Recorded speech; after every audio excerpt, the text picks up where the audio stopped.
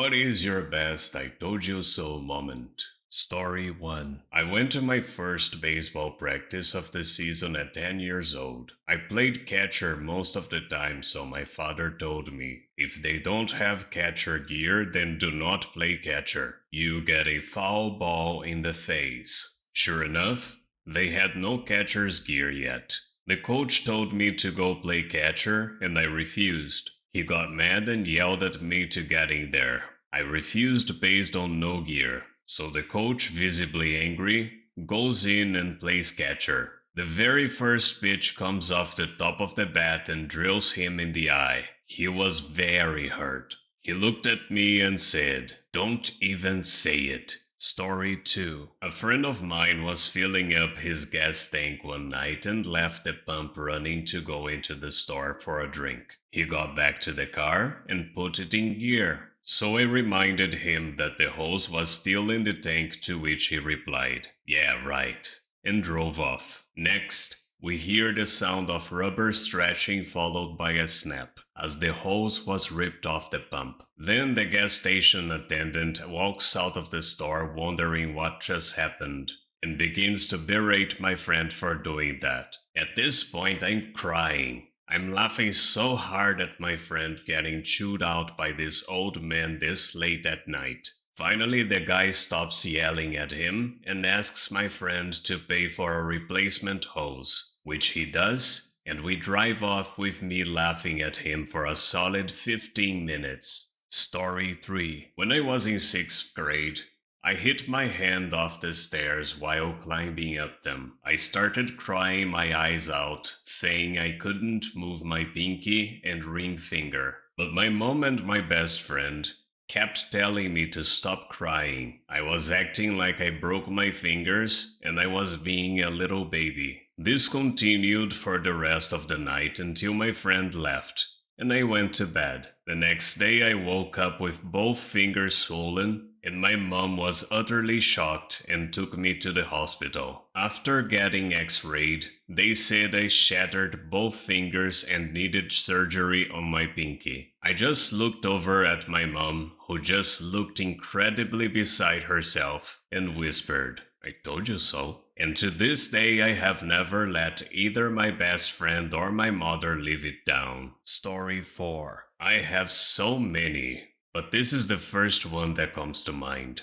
It's Sunday in June. Most schools in the area have just held their graduation ceremonies, and my family is going to celebrate for my brother, me. Did you make a reservation? Mom, what do we need a reservation for? It's 3 o'clock and there will be plenty of tables. Me, I don't think so. Mom, why do you always have to make a big deal out of everything? Just sit down and shut up. Hostess, did you have a reservation? Mom, no. Hostess, oh well, we're booked solid for the next 4 hours. Sorry.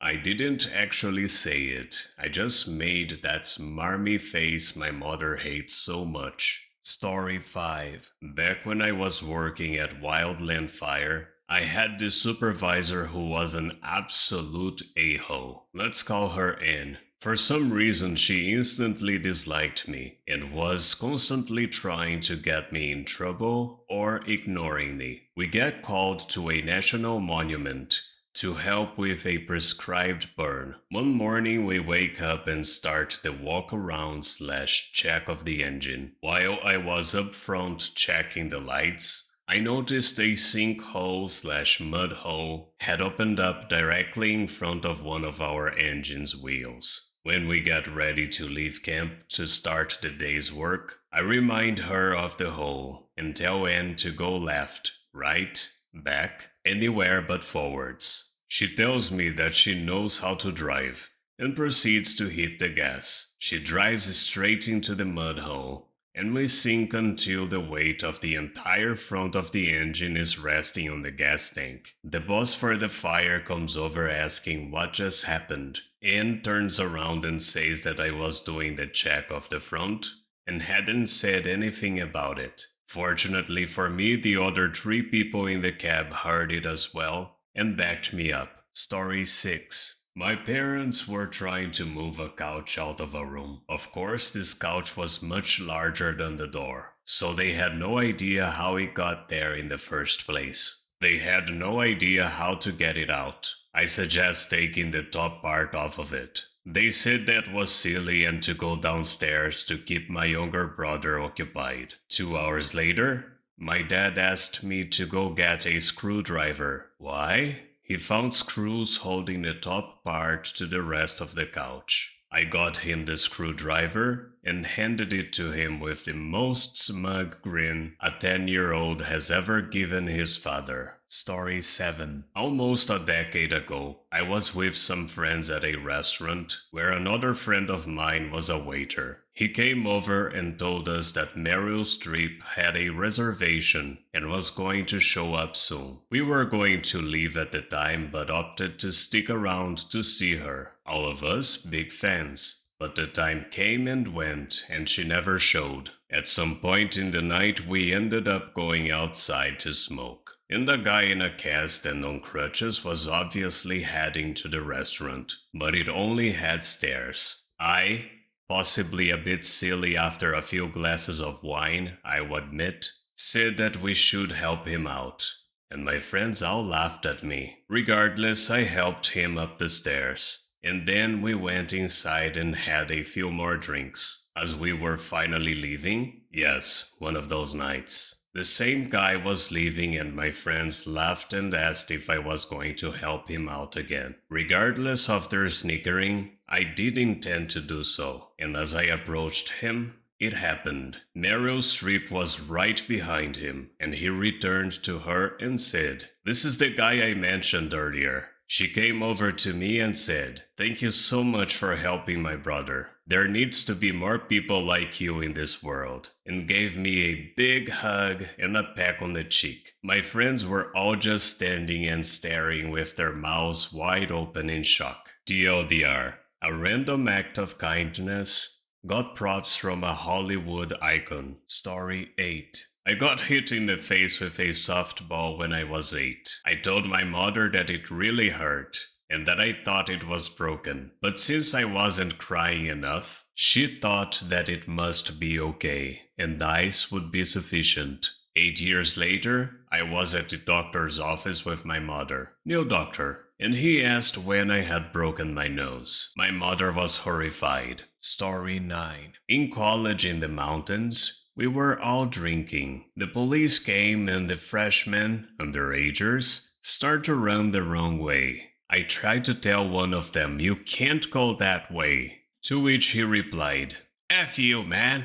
So I just shrugged and let him go. About a week later, I saw the same freshman with his leg in a cast. He fell down the side of the mountain, where I tried to tell him not to go and broke his leg. Told you so. Story 10. My father worked for Ontario Hydro, and he submitted a report that the heavy water facility at the Pickering station was in desperate need of updating and repair. They had to completely change and rehaul their maintenance practices. He said, "You're looking at a massive spill if you don't do anything." My father's report was completely ignored, and he was transferred to upgrade the coal station at Lakeview. My father knew if anything was going to fail, it would be when they did a high-pressure test in the middle of summer. That same week, he decided he and Mom were going on vacation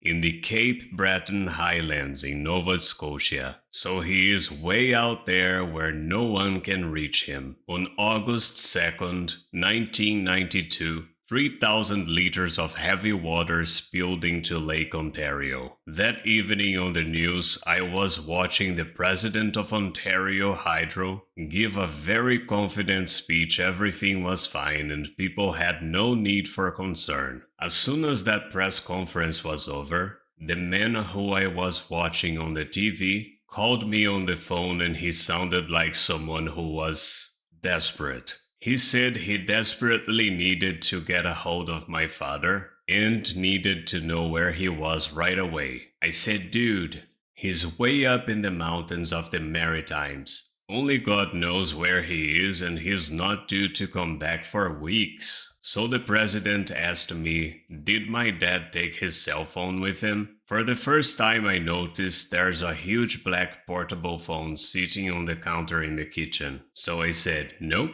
He left his phone behind, and he probably did because no phone in the world is going to work where he was headed, especially for 1992. Story 11. I told someone not to use a drinking glass to make coffee in because the glass was not tempered and would probably shatter. They looked at me like I was an idiot. Then, while filling the glass, said, I've done this 100 times. Shattered. Glass shards and boiling water everywhere. Story 12. I backed into a large snowbank on my driver's license test, but I had already told the examiner that if I kept backing up as he commanded, I was going to hit it. He didn't believe me, so I backed into it and just looked at him in the post-crunch silence. He was embarrassed, but I got my license anyway. Ha! Thank you so much for watching. Don't forget to like, subscribe, and activate the bell button to receive notifications to my latest videos.